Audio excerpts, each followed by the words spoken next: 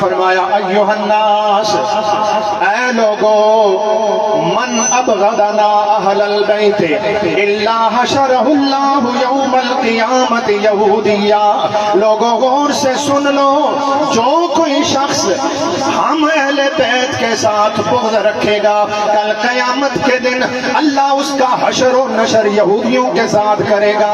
حضرت جابر بن عبداللہ فرماتے ہیں فَقُلْتُ يَا رسول اللہ وَإِنْ صَامَ وَصَلَّى، عرض کی اے میرے آقا، اگر وہ بندہ روزے بھی رکھتا ہو، وہ نماز بھی پڑھتا ہو، اور وہ آپ کی آل کے ساتھ بغض رکھنے والا ہو تو اس کا کیا بنے گا؟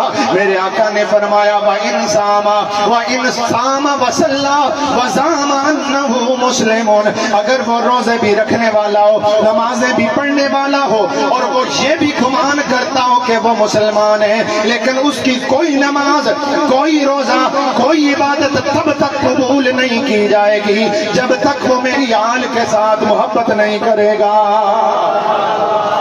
ملے گی جنت، پیے گا کوثر، ملے گی جنت، پیے گا کوثر، اسی کے دل کو ہی چین ہوگا۔ ملے گی جنت، پیے گا کوثر، اسی کے دل کو ہی چین ہوگا۔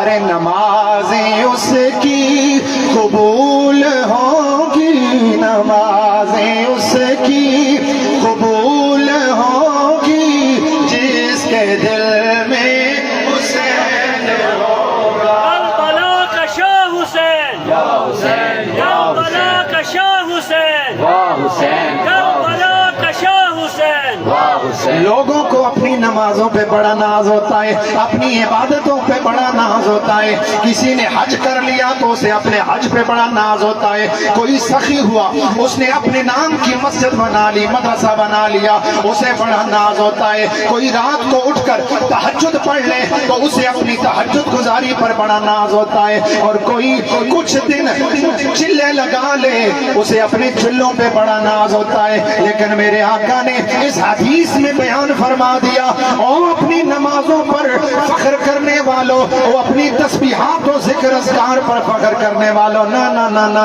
نمازیں اس کی